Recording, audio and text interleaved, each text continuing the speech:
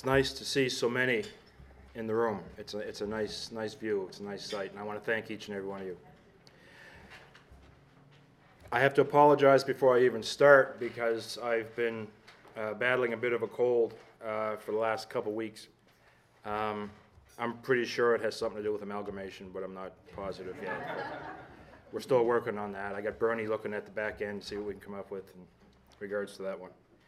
I'd like to thank the Halifax Club for affording myself and the other mayor candidates the opportunity to speak here and to share our vision for the Halifax Regional Municipality. It's a privilege for me to be here today before all of you, and I want to thank each and every one of you for taking the time out of your busy days to attend. Every one of us has in our minds a thought, an idea, or a concept of what we want to see become a reality in the future of HRM. It could be bike lanes, it could be commuter rail, it could be more high-rises, it could be less high-rises. It's what we personally want to see. As a candidate for mayor, my criteria for establishing a vision must meet two standards. It must be something I believe in, and it must be a vision that the citizens share. To me, a vision of our municipality must reach beyond where we are today and responsibly take us into what will be a very prosperous and promising future. My vision for our municipality is a delicate balance between our past, today, and our future. We must embrace where we've been, realize where we are, and focus on where we're going. Each and every one of us dreams of a better tomorrow, but we got to be realistic, and we have to realize that there is a significant difference between a dream and a vision. A dream has no boundaries, and it's only real or true while it lasts, whereas a vision, on the other hand, must be pragmatic, in that it must be a deliverable reality. Similar to the responsibility of a mayor, a vision for our municipality must encompass and engage our entire municipality, not just certain areas. This vision must touch each and every one of us in a way that is individually and collectively beneficial. I include our past and our present in my vision because I believe it's essential to know what we have in order to plan properly and accurately for where we're going. What I have to say about our past is very simple. I believe we must embrace it, we must respect it, and we have to own it. There's an amusing saying in regards to our past or in regards to history, and that is that history is a pack of lies about events that never happened told by people who weren't there. In actuality, our history is rich and our history is captivating. Our history includes moments of great pride sprinkled with moments of guilt and shame. Regardless of the sentiment, no one can argue the fact that our history is ours. I hold the opinion that history is a waste if we don't learn from it. Important moments in history, like significant locations in history, must be protected and maintained. But we must also realize that not everything old is to be preserved.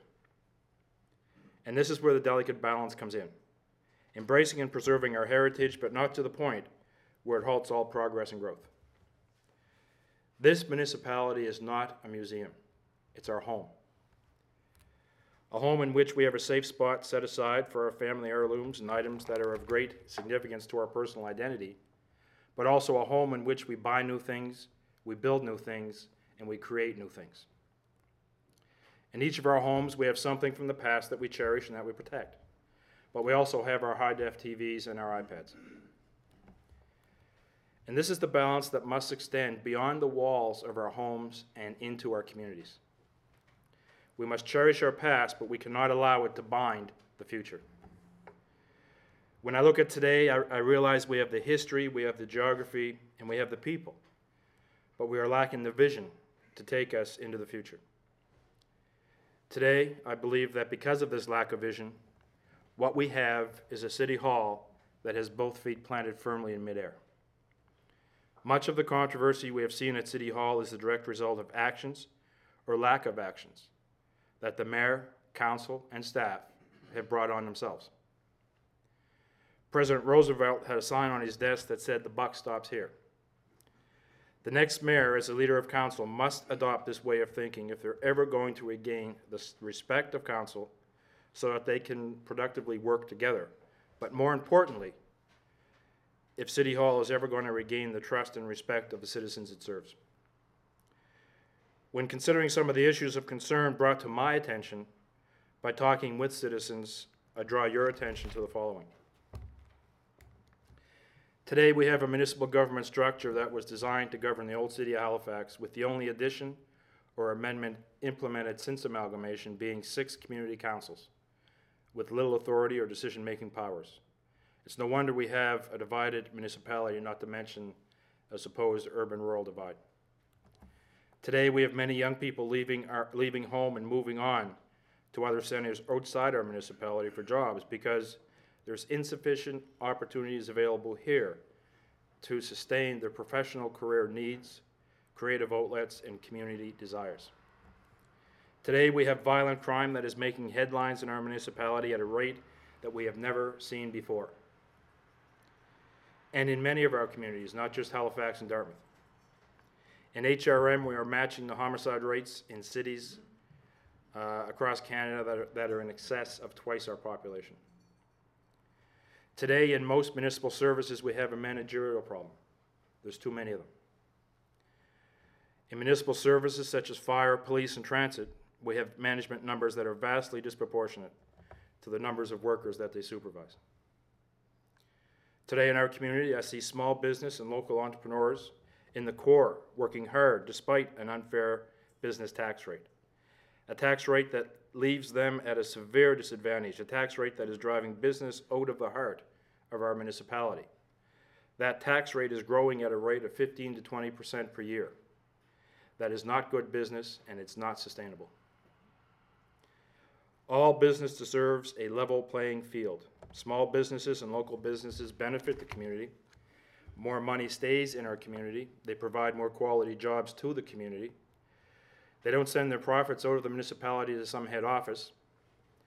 They reinvest so they can grow their businesses or strengthen our community. If we want to create a strong business climate, we have to begin by making it a fair business climate. When the heart of HRM grows strong, the whole of HRM becomes healthier. Today we have a public transit system that closes at 1:30 in the morning, and an urban core that's open 24 hours a day.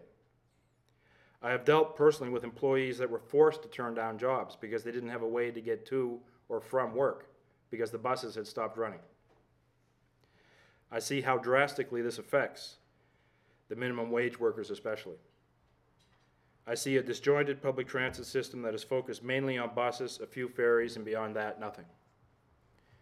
Today, I see a municipality with endless possibilities for sustainability and providing for our needs locally, but I hear little support from City Hall. I don't see us working together to harness the potential for energy, supporting local food and the local economy. If City Hall could work together, HRM could become sustainable and resilient. Today, I see a fractured and a factioned City Council that does not adhere to its own policies, as with the St. Pat's Alexander fiasco. And as a result, the municipality is potentially facing lawsuits from either the community or the developer or both.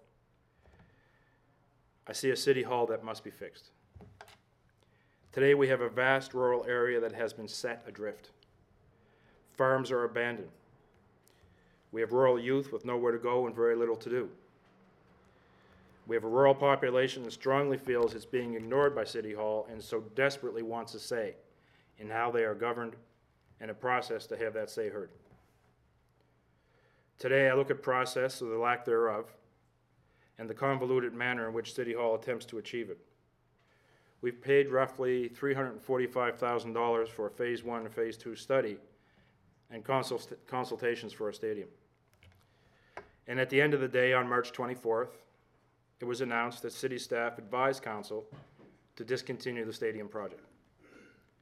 I can't help but ask myself, what happened to the same study that was conducted for the Commonwealth Games? That study that readily identified Shannon Park as the appropriate location for a stadium. Today we have a growth plan known as HRM by design that is not being respected. Despite having been implemented after hundreds of hours of public consultation by thousands of participants, it was adopted by council as a guide for future development. a process that was designed to remove politics from the development arena and to lay out a vision for us to aspire to. In many cases, it's like that plan never existed. This is an affront to the citizens of HRM and again shows a deficit of democracy. Excuse me. This list could go on with many more examples, but what I believe it all comes down to, what it comes down to for me, is a city hall that simply does not work. What I find most concerning is what I consider to be the level of dysfunction at City Hall.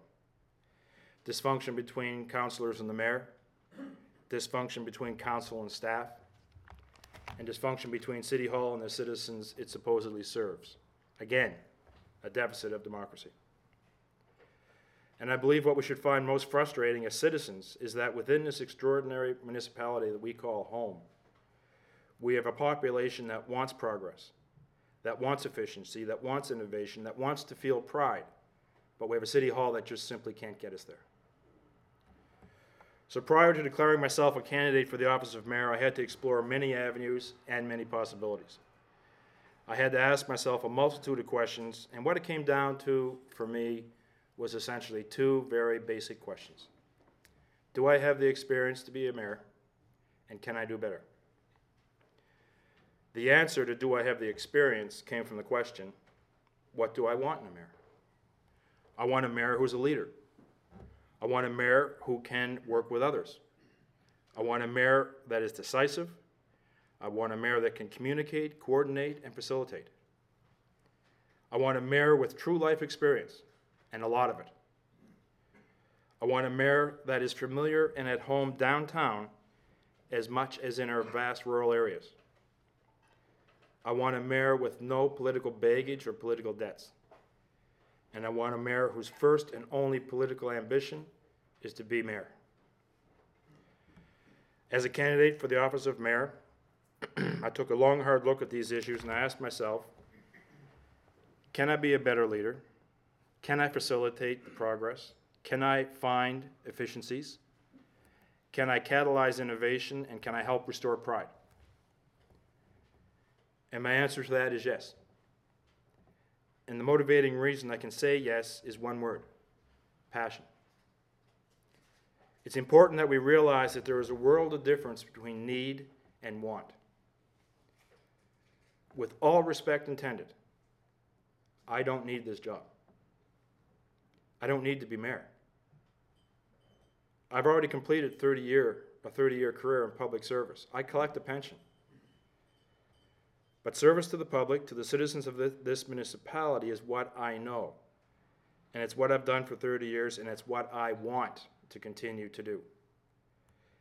It's what I feel compelled to do. This is not a second choice for me. I'm not going after this position because I've lost another. I announced my candidacy for mayor because I have a passion within me, not only for this municipality, but to also take us beyond where we are today into what can be tomorrow. This is my choice. This choice is the next natural step for me in my journey. My documented past clearly indicates that I do have the life experience truly necessary to be successful at this job. Through my platforms, my visions, and my willingness to answer each and every question asked of me, I believe this will assist the citizens of HRM in deciding themselves if I can do better. But more importantly, if we can do better together. Today in this municipality, I do not believe we are a contented people, and that's good. I believe the vision for our future lies in progress, and progress is not pushed for by contented people. I have reflected many times on one of the favorite sayings of a person who was one of the greatest influences in my life, and that's my father. Or I refer to him as my old man. And he loved to say the best way to predict the future is to create it. When I look towards the future, I think of where I want us to be as a community, not only for our benefit, but for the benefit of generations to come, the benefit of our children and our grandchildren. Regardless of what topic I'm exploring for the future of our municipality, my vision must be solidly based in the platforms of my campaign. To date, I have released 2 platforms: violent crime and addressing amalgamation and transparency and governance, which just happens to be 2 more platform pieces released than any other candidate. Each platform piece is made up of multiple planks that articulate policy directions I will take. I'm prepared to announce today that my campaign will be based on 4 platforms: violent crime, addressing amalgamation, transparency and governance, business, and sustainability. Now, without being a campaign platform, common sense would dictate the very first area of focus for any candidate's vision for our future must start with City Hall, regardless of how enlightening or captivating the vision. Unless City Hall changes from its present state of dysfunction, no vision will ever become attainable. City Hall must work. First and foremost, the excuse that the municipality is a child of the province and this is the reason why we can't do something, that mindset must end. It has to end. We are a very special place. We are the heart of this province. Yes, acts that govern municipal government are provincial acts. That is a fact. But what is being overlooked is that without the Halifax Regional Municipality, for the most part, the province of Nova Scotia, as much as I love it, becomes a vast area of towns and villages. At least 40% of the income for the province comes from the Halifax Regional Municipality. The province created us. Therefore, the province must recognize the municipality for the valued resource that we are and accept that it has an obligation and a responsibility to work with the municipality. The province of Nova Scotia and the Halifax Regional Municipality must work closely together towards common goals. Every single accomplishment, project, improvement, and sliver of prosperity that benefits the HRM benefits the province. The only factors required for this level of cooperation to exist are communications, cooperation, and planning. And just imagine now that the province of Nova Scotia and the Halifax Regional Municipality working together towards common goals. Just think what we could accomplish. My campaign slogan is ask for more. We learn by asking. We get by asking. We discover what people want by what they're asking for. As people, generally, we don't learn a whole lot when we're talking, but we do when we're asking and we're listening. By combining the platform issues of my campaign with the knowledge of what people are asking, we learn what needs to be done. I've started to build my vision for our municipality, a vision that best serves this municipality in both the short term and the long term, and benefits us all. My vision for our municipality includes, but is not limited to, the following.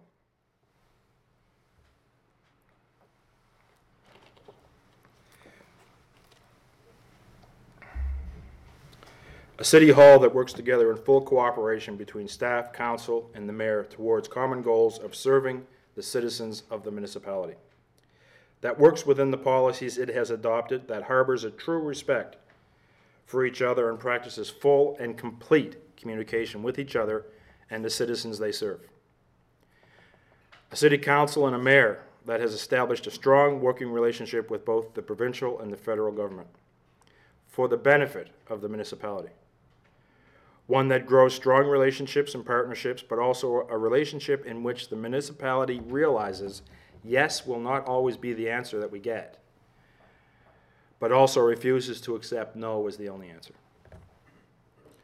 A regional municipal council that is not afraid to operate in full view of the citizens that have elected them, that is transparent in every way with the exception of situations of legal jeopardy,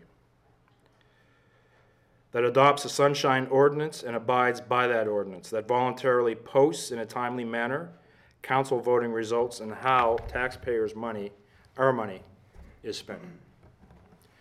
A regional council that recognizes the geographic size and vast diversity of our communities and establishes community councils that have the authority to deal with all manner of planning and bylaws.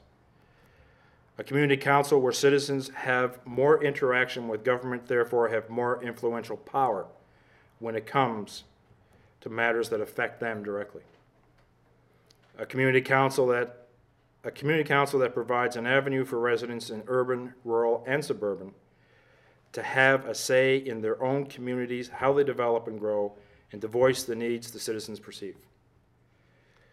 A municipality that not only has a thirst for prosperity, but is also prosperous, with a focus on sustainability that is energy efficient and environmentally responsible. A municipality that works to nurture the local economy through innovation, entrepreneurship, and the encouragement of local buying and accessing export markets. A city hall that gives communities influence in their affairs to bolster community character and social capital. A municipal government that is open to small and privately owned businesses, that embraces the entrepreneurial spirit by establishing mentorships and incubators for small and new businesses.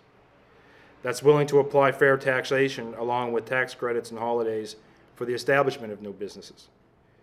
I envision guidelines and regulations that are updated with input from the business community that are streamlined, that allows business the freedom to operate their own business in this business-friendly climate.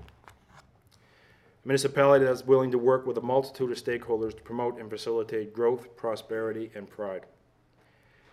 A municipality that's not afraid of innovation and change. A city hall that engages in discussions with business, both established and new, that engages with developers and engages with heritage and preservation in a manner that is both proactive and productive.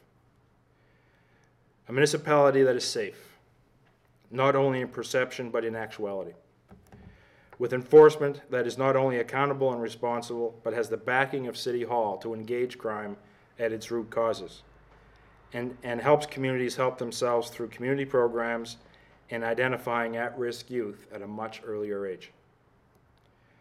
A municipality in which there exists a greater focus on community character by working with local organizations and giving them more room and resources to do their job. A city hall that embraces and nurtures the diversity of the many communities that make up our municipality, that is not only willing but also eager to invest in the arts, culture, and recreation, and recognizes this not only creates a strong community fabric, but also an important factor in the development and the character of our youth.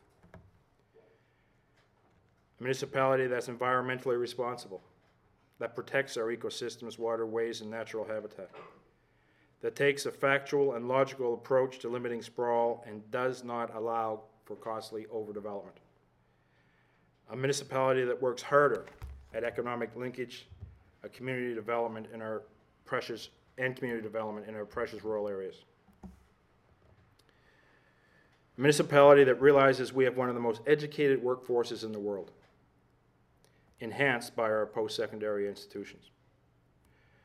A municipality that focuses on cultural creativity, innovation, cross-sector collaboration, research, entrepreneurism, and the use of what mechanisms we do possess to catalyze this spirit and allow it to transform our municipality to one that we all want to be a part of and we all want to live in.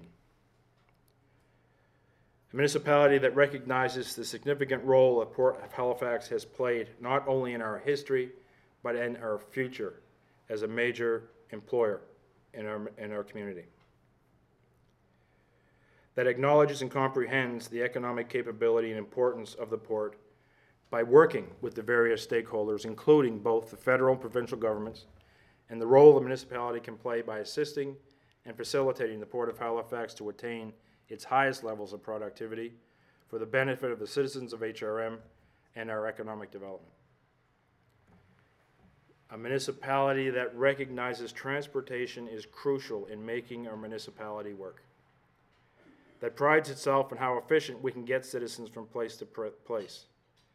That public transportation is convenient, it's reliable, and it's affordable. That has a transportation system that is fully integrated, not just buses and ferries, but also with an active transport infrastructure such as an increase in bike lanes and biking infrastructure, a connected network of walking paths, and carpools adjacent to other forms of transportation. A municipality that's creating a world-class system that contributes to our quality of life, to building our community and keeping our citizens healthy and keeping our citizens connected. These are the factors that make up a large portion of my vision for our municipality. These are the factors that my vision is based on. We are not in HRM simply to make a living. We are here to enable our community to live abundantly and happily, with a greater vision and a finer spirit of hope and achievement. We are here to enrich our municipality, and we disrespect ourselves as citizens if we forget that. Home is safe. Home is comfort, and home is pride. Home is a place we'll walk to in a blizzard when the roads are closed, if for no other reason that we just simply have to get there. Home is where we relax. Home is where we welcome our friends and we celebrate. Home is a series of projects that never end, with another one on the horizon.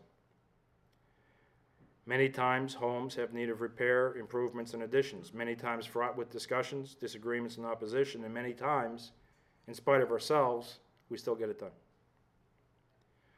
Home is where we exhale at the end of the day or at the end of our journey. Halifax Regional Municipality is my home. T.S. Eliot wrote, "Home is where one starts from." This is where I started from. This is where my parents were born. This is where I was born. This is where my children and my grandchildren were born. None of us have ever left. And the reason behind that is because this is home. Over the past few years, our common home, that is this municipality, has fallen into disrepair. Our municipality is in dire need of renovation. Proper repairs call for proper planning and cooperation, working seamlessly with a very strong dose of action. Halifax Regional Municipality is our home. We must plan, we must cooperate, and we must act.